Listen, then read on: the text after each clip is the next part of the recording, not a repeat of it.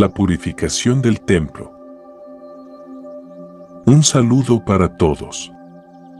Estamos aquí nuevamente para continuar con esta serie especial sobre las revelaciones del libro de Urantia de los hechos del día lunes antes de la Pascua. Nuestra opinión sobre todo el contexto es neutral y por lo tanto quedan a criterio de nuestros visitantes y toda la audiencia darle el valor y la comprensión correspondiente. Disfrútalo y aprécialo con tu suscripción al canal, compártelo y comenta. El lunes en Jerusalén comienza con Jesús y los apóstoles reuniéndose en la casa de Simón en Betania antes de dirigirse al templo. A lo largo del viaje, los apóstoles están sumidos en un silencio meditativo, aún afectados por los eventos del día anterior y con la incertidumbre sobre las decisiones futuras de Jesús. Mientras tanto, Judas Iscariote se debate internamente sobre su lealtad. Al llegar al templo, Jesús se dirige a enseñar a la multitud, mientras los apóstoles observan desde la distancia, esperando los acontecimientos que marcarán el comienzo de una semana crucial en Jerusalén. La purificación del templo de Jerusalén era una necesidad urgente debido a las prácticas comerciales corruptas que se llevaban a cabo en sus patios sagrados. Estos negocios estaban estrechamente ligados a los servicios y ceremonias religiosas del templo, especialmente en lo que se refería al suministro de animales destinados a los sacrificios rituales. A los adoradores se les permitía traer sus propias ofrendas, pero la estricta interpretación de la ley levítica por parte de los inspectores se humillaban a aquellos cuyos animales eran defectuosos. Esto llevó a la práctica generalizada de comprar animales directamente de los corrales del templo, donde se estableció un próspero comercio de sacrificios. Estas transacciones no solo beneficiaban al tesoro del templo, sino que gran parte de las ganancias terminaban en manos de las influyentes familias sacerdotales. Además del comercio de animales, los patios del templo se convirtieron en un centro de intercambio bancario y comercial. Durante la época de los asmoneos, se estableció la práctica de exigir que las tarifas del templo se pagaran en moneda judía, lo que requería la autorización de un grupo selecto de cambistas. Estos banqueros del templo no solo ganaban comisiones exorbitantes por sus servicios, sino que también se beneficiaban del cambio de divisas para la compra de animales de sacrificio y para el pago de votos y ofrendas. Esta explotación desenfrenada de los fieles contribuyó a la profanación de uno de los lugares más sagrados para el pueblo judío. En medio del trajín y la algarabía del templo de Jerusalén, Jesús se ve inmerso en un escenario de corrupción y deshonestidad. Los cambistas de moneda y los comerciantes de ganado florecen, mientras que el tesoro del templo y los líderes religiosos se benefician de estas prácticas injustas. Pero la injusticia y la explotación de los fieles despiertan la indignación del Maestro. En un acto de valentía y determinación, Jesús se enfrenta a la profanación del lugar sagrado. Ante la vista atónita de sus seguidores y los visitantes del templo, toma un látigo y expulsa a los comerciantes, liberando a los animales aprisionados en los corrales. Su acción audaz restaura la pureza del lugar de adoración y despierta el elogio y la alabanza de la multitud. El acto de Jesús en el templo de Jerusalén no solo es un testimonio de su rectitud y compromiso con la justicia, sino también un recordatorio de la verdadera esencia del culto religioso, un lugar de oración y comunión con lo divino. Su valiente gesto resuena en los corazones de aquellos que presencian la escena, marcando un momento de verdad y rectitud en medio del tumulto y la corrupción. Los cambistas del templo no solo se dedicaban a cambiar dinero para obtener ganancias, sino que también realizaban diversas transacciones bancarias. Tanto el tesoro del templo como sus líderes se enriquecían enormemente con estas prácticas comerciales. Mientras tanto, que la gente común sufría en la pobreza, obligada a seguir contribuyendo con estos injustos tributos. En medio del bullicio y la actividad comercial en el templo, Jesús intentaba enseñar el mensaje del reino celestial.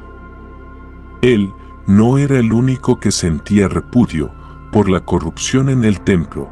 La gente común, especialmente los visitantes judíos, también se indignaban por la explotación de su lugar sagrado de adoración. Incluso el Sanedrín, la autoridad religiosa, celebraba reuniones en medio de este caos comercial. Mientras Jesús se preparaba para hablar, dos incidentes captaron su atención: un altercado entre un cambista y un judío, y el estruendo de una manada de bueyes. Observando esta escena, Jesús se llenó de indignación al ver a un hombre sencillo siendo humillado por los elitistas. En un acto de determinación, expulsó a los animales del templo y derribó las mesas de los cambistas, restaurando la paz y la dignidad al lugar de oración. La multitud, impresionada por la acción de Jesús, estalló en alabanzas y agradecimientos. Incluso los jóvenes se unieron en canciones de gratitud por la expulsión de los mercaderes corruptos. A pesar de la oposición de algunos sacerdotes, Jesús recordó que la verdadera alabanza surge de los corazones sinceros, no de las ceremonias vacías. Por el resto del día, los guardianes vigilaban para mantener la pureza del templo, impidiendo cualquier actividad comercial en sus patios. Cuando los líderes religiosos se enteraron de lo sucedido, quedaron perplejos y temerosos. Aunque ya deseaban destruir a Jesús, se sintieron aún más inseguros. No sabían cómo llevar a cabo su plan de eliminarlo, pues temían a las multitudes que habían respaldado abiertamente la acción de Jesús en el templo. Durante ese día de calma en los patios del templo, la gente escuchó con atención las enseñanzas de Jesús, cautivados por cada palabra que salía de sus labios. Este acto sorprendente de Jesús dejó perplejos incluso a sus propios seguidores. Estaban tan desconcertados por su repentino gesto que permanecieron juntos cerca de él sin intervenir en la limpieza del templo. Si este incidente hubiera ocurrido el día anterior, durante la llegada de Jesús al templo, habrían estado preparados para participar, pero la situación los tomó por sorpresa. La expulsión de los comerciantes del templo reveló la postura de Jesús frente a la comercialización de la religión, su rechazo absoluto a la injusticia y la explotación de los pobres. Además, demostró que no estaba de acuerdo con la pasividad frente a la opresión de una minoría poderosa sobre la mayoría desfavorecida. Jesús creía que no se debía permitir que los malvados se aprovecharan de los idealistas y que era legítimo defender a los más vulnerables frente a la injusticia, incluso si eso implicaba usar la fuerza. La impactante entrada de Jesús a Jerusalén el domingo dejó a los líderes judíos tan desconcertados que no se atrevieron a arrestarlo. Y hoy, su drástica purificación del templo logró aplazar nuevamente cualquier intento de aprehensión. Los poderosos judíos se sentían cada vez más decididos a eliminarlo, pero dos temores los paralizaban y retrasaban su acción. Por un lado, los altos sacerdotes y los escribas temían detener a Jesús en público, pues sabían que la multitud podría volverse en su contra con furia. Por otro lado, temían que, en caso de un estallido popular, tuvieran que recurrir a los guardias romanos para sofocar la revuelta. En la reunión del mediodía del Sanedrín, al no contar con ningún partidario de Jesús, decidieron por unanimidad que debía ser eliminado de inmediato. Pero no lograron ponerse de acuerdo sobre cuándo y cómo llevar a cabo su arresto. Finalmente, acordaron enviar 5 grupos para que se infiltraran entre la multitud y trataran de atraparlo en un error durante sus enseñanzas o de alguna otra manera desacreditarlo ante sus seguidores. Así, alrededor de las 2 de la tarde, mientras Jesús empezaba a hablar sobre la libertad de la filiación, uno de estos grupos de ancianos judíos se abrió paso hacia él para interrumpir su discurso.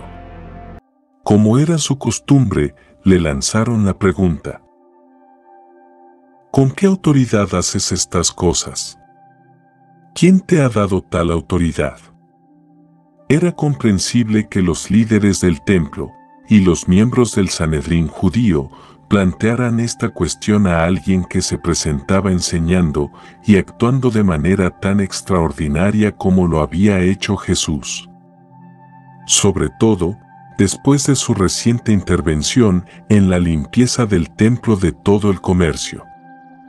Estos comerciantes y cambistas operaban bajo la autorización directa de las más altas autoridades y una parte de sus ganancias supuestamente se destinaba al tesoro del templo. La autoridad era el lema distintivo del pueblo judío. Los profetas siempre causaban controversia, porque enseñaban con tanta audacia que no tomaban en cuenta la debida autoridad. Ellos no habían sido formados en las academias rabínicas y luego ordenados regularmente por el Sanedrín. La falta de esta autorización para enseñar en público se consideraba como un signo de ignorancia presumida o de rebelión abierta. En esa época, solo el Sanedrín tenía la potestad de ordenar a un maestro o instructor y la ceremonia debía llevarse a cabo en presencia de al menos 3 personas que ya hubieran sido ordenadas. Esta ordenación confería el título de rabino al maestro y también lo capacitaba para actuar como juez, resolviendo los asuntos que se le presentaran para su juicio. Los líderes del templo se presentaron ante Jesús en esa tarde, desafiando no solo sus enseñanzas, sino también sus acciones. Jesús sabía muy bien que estos mismos hombres habían afirmado públicamente durante mucho tiempo que su autoridad para enseñar era satánica. Decían que todos sus milagros habían sido realizados por el poder del príncipe de los demonios. Entonces, el maestro comenzó su respuesta a esta pregunta, planteándoles una pregunta a su vez. Les dijo: quisiera hacerles también una pregunta, y si me la responden, yo también les diré con qué autoridad realizo estas obras. ¿De dónde provenía el bautismo de Juan? ¿Era del cielo o de los hombres? Cuando aquellos que lo interrogaban escucharon esto, se retiraron para deliberar entre ellos sobre qué respuesta dar. Habían planeado poner a Jesús en una posición incómoda frente a la multitud, pero ahora se encontraban profundamente confundidos ante todos los congregados en el patio del templo. Su derrota fue aún más evidente cuando regresaron ante Jesús, diciendo: respecto al bautismo de Juan, no podemos responder, no lo sabemos. Respondieron de esta manera al maestro, porque habían reflexionado entre ellos: si decimos del cielo, entonces Él nos dirá, ¿por qué no creísteis en Él? Y tal vez añada que Él recibió su autoridad de Juan, y si decimos que, de los hombres, entonces la multitud tal vez se vuelva contra nosotros. Porque la mayoría de ellos cree que Juan fue un profeta. Así que, se vieron obligados a presentarse ante Jesús y la multitud, y confesar que ellos, los maestros y líderes religiosos de Israel, no podían, o no querían, dar una opinión sobre la misión de Juan. Y al hablar así, Jesús mirándolos, dijo: tampoco les diré por qué autoridad hago estas cosas. Jesús nunca tuvo la intención de apelar a Juan como su autoridad, y el Sanedrín nunca ordenó a Juan. La autoridad de Jesús residía en él mismo y en la supremacía eterna de su Padre. Al usar este enfoque para tratar con sus adversarios, Jesús no intentaba eludir la pregunta. A primera vista, podría parecer que estaba evadiendo la cuestión, pero no fue así. Jesús nunca estuvo dispuesto a sacar una ventaja injusta, incluso de sus enemigos. En esta aparente evasión de hecho, proporcionó a sus oyentes la respuesta a la pregunta farisea sobre la autoridad detrás de su misión. Ellos habían afirmado que actuaba por autoridad del príncipe de los demonios. Jesús había afirmado repetidamente que todas sus enseñanzas y obras eran por el poder y la autoridad de su Padre en el cielo. Los líderes judíos se negaban a aceptar esto y estaban tratando de acorralarlo, para que admitiera que era un maestro irregular, ya que nunca había sido sancionado por el Sanedrín. Al responder como lo hizo, aunque no afirmó que su autoridad viniera de Juan, de alguna manera satisfizo a la gente. Insinuó que el esfuerzo de sus enemigos por atraparlo estaba dirigido realmente contra ellos mismos, desacreditándolos ante los ojos de todos los presentes. El hábil manejo del maestro con sus adversarios les infundía un gran temor. Ese día no intentaron formular ninguna otra pregunta, se retiraron para deliberar entre ellos más tarde. La gente rápidamente percibió la deshonestidad y falta de sinceridad en las preguntas formuladas por los líderes judíos. Incluso, la gente común no podía dejar de distinguir entre la dignidad moral del maestro y la hipocresía intrigante de sus enemigos. El hecho de la purificación del templo llevó a los saduceos a unirse a los fariseos en la elaboración de un plan para destruir a Jesús. Los saduceos ahora representaban la mayoría en el Sanedrín. Estando Jesús observando a los fariseos con sus corazones cerrados, les relató la siguiente historia. Había un terrateniente respetable con 2 hijos. Al solicitar la ayuda de estos para el cuidado de sus viñedos, el primero, inicialmente renuente, reconsideró y obedeció. El segundo, aparentemente sumiso, prometió ir pero incumplió su palabra. Jesús preguntó entonces, ¿cuál de los 2 hizo la voluntad de su padre? La respuesta fue clara: el primero. Jesús aprovechó esta respuesta para señalar que, aunque los publicanos y las prostitutas parecían rechazar el llamado al arrepentimiento, en realidad estaban más dispuestos a aceptarlo y a cambiar sus vidas que los fariseos y los escribas, quienes presumían servir a Dios, pero se negaban a obedecerlo. Los fariseos, aunque se consideraban creyentes y eruditos religiosos, en realidad rechazaban las enseñanzas de Juan y de Jesús. Es importante notar que Jesús no menospreciaba personalmente a los fariseos y saduceos, sino que criticaba sus sistemas de enseñanzas y sus prácticas hipócritas. Estaba señalando el choque inevitable entre una religión basada en el espíritu y otra arraigada en la ceremonia, la tradición y la autoridad. Mientras tanto, los 12 apóstoles, siguiendo las instrucciones de Jesús, observaban en silencio estos eventos sin intervenir. Ellos eran conscientes de la importancia de obedecer las directrices del Maestro durante esta crucial semana de Pascua. Jesús, después de relatar la historia de los 2 hijos, se volvió hacia la multitud y compartió esta nueva parábola.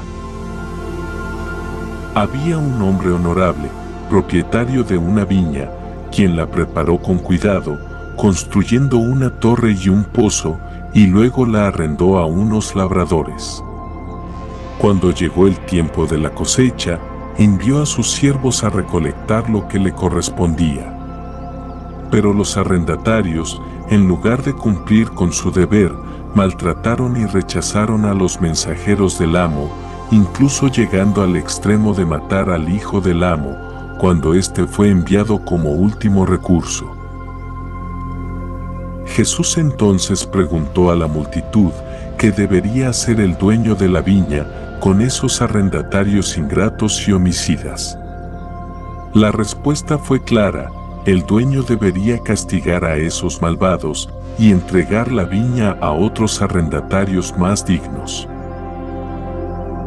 Algunos de los presentes comprendieron que esta parábola se refería al trato de la nación judía hacia los profetas y al inminente rechazo de Jesús y su mensaje del reino. Con tristeza, expresaron su deseo de no seguir ese camino de rebeldía. Jesús, al ver a los líderes religiosos que se abrían paso en la multitud, les recordó cómo sus antepasados habían rechazado a los profetas y les advirtió sobre las consecuencias de rechazar el Evangelio. Advertía que, si persistían en su incredulidad, el reino de Dios les sería quitado y entregado a aquellos que estuvieran dispuestos a aceptarlo y a dar frutos espirituales. Al escuchar estas palabras, los fariseos y saduceos se enfurecieron, pero temieron la reacción de la multitud. Se retiraron para deliberar sobre cómo llevar a cabo sus planes para arrestar a Jesús y acabar con su vida. Jesús se volvió hacia la multitud después de que los escribas y rectores se retiraran y comenzó a relatar la parábola. El reino de los cielos es como un rey que preparó un gran banquete de bodas para su hijo y envió invitaciones a todos los que habían sido convidados. Les dijo: todo está listo, vengan al banquete. Pero muchos de los invitados no quisieron asistir. Al enterarse de esto, el rey envió a otros mensajeros para instarlos a venir, diciéndoles que todo estaba preparado, pero nuevamente fueron desatendidos. Algunos ignoraron el llamado y continuaron con sus ocupaciones diarias, mientras que otros llegaron al extremo de maltratar y matar a los mensajeros del rey. Enfurecido por la falta de respeto hacia su invitación y por el trato dado a sus mensajeros, el rey decidió castigar a los rebeldes y destruir su ciudad. Luego, estableció una nueva fecha para el banquete y envió a sus siervos a invitar a personas de los caminos y lugares remotos, buenos y malos, ricos y pobres, para que llenaran la sala de bodas. Cuando el banquete estuvo preparado y el rey se unió a sus invitados, notó a un hombre que no llevaba puesto el manto nupcial proporcionado por el anfitrión. Al preguntarle por qué no lo llevaba, el hombre no tuvo respuesta. Entonces, el rey ordenó que lo expulsaran, ya que no quería tener a nadie en su banquete que no valorara y respetara la invitación recibida y los regalos ofrecidos. Esta parábola ilustra la importancia de aceptar el llamado divino y estar preparados para recibirlo con gratitud y humildad. Aquellos que rechazan la invitación del Rey y no se preparan para su banquete, enfrentan las consecuencias de su desprecio, mientras que aquellos que aceptan con alegría y gratitud son bienvenidos a la mesa del Señor. Después de contar la parábola del festín de bodas, Jesús estaba a punto de despedir a la multitud, cuando un creyente simpatizante se abrió paso entre la gente y le preguntó: «Maestro, ¿cómo sabremos cuándo llegará la invitación del Rey? ¿Cómo podemos estar preparados? ¿Qué señal nos darás para que sepamos que eres el Hijo de Dios?». Al escuchar estas palabras, Jesús respondió: «Solo se les dará una señal». Luego, señalando su propio cuerpo, continuó: «Destruyan este templo, y en 3 días lo levantaré de nuevo». Pero los presentes no entendieron lo que quería decir. Al dispersarse, comentaron entre sí: «Se ha estado construyendo este templo durante casi 50 años. ¿Cómo puede decir que lo destruirá y lo reconstruirá en 3 días?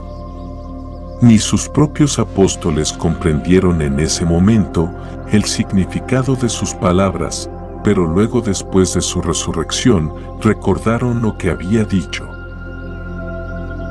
Alrededor de las 4 de la tarde, Jesús indicó a sus apóstoles que quería salir del templo y dirigirse a Betania para cenar y descansar. Mientras subían el monte de los Olivos, Jesús instruyó a Andrés, Felipe y Tomás para que al día siguiente establecieran un campamento cerca de la ciudad, donde permanecerían durante el resto de la semana de Pascua. Esa noche, un grupo silencioso de judíos se abrió paso por la pendiente occidental del Monte de los Olivos. Los 12 apóstoles, presos de la incertidumbre y la preocupación, comprendían que algo trágico estaba por suceder. Aunque la limpieza del templo había aumentado sus esperanzas, los eventos de la tarde los dejaron desilusionados. Se dirigieron a sus lugares de descanso, pero ninguno durmió mucho. Todos sentían que algo importante estaba a punto de ocurrir, pero no sabían qué esperar. Los gemelos Alfeo finalmente se dieron cuenta de que los eventos que rodeaban la vida de Jesús se acercaban a su conclusión final. A medida que Jesús comienza a enseñar en el templo y los apóstoles observan desde la distancia, el lunes en Jerusalén marca el comienzo de una semana llena de decisiones difíciles y tensiones crecientes. Las elecciones personales de los apóstoles y la dirección de Jesús durante este día sentarán las bases para los eventos que se desarrollarán en los días siguientes. Gracias por acompañarnos hasta el final. Si crees que este contenido ha sido de tu interés personal, te invitamos a que te suscribas al canal, clic en me gusta y hacer un pequeño comentario. No te pierdas los demás videos de esta serie. Este video ha sido producido por el equipo editor del canal Síntesis de YouTube, bajo la dirección de Michael DLV. Fuente Síntesis, el libro de Urantia, de autoría no humana, con los derechos de la Fundación Urantia. Muchas gracias por su apoyo.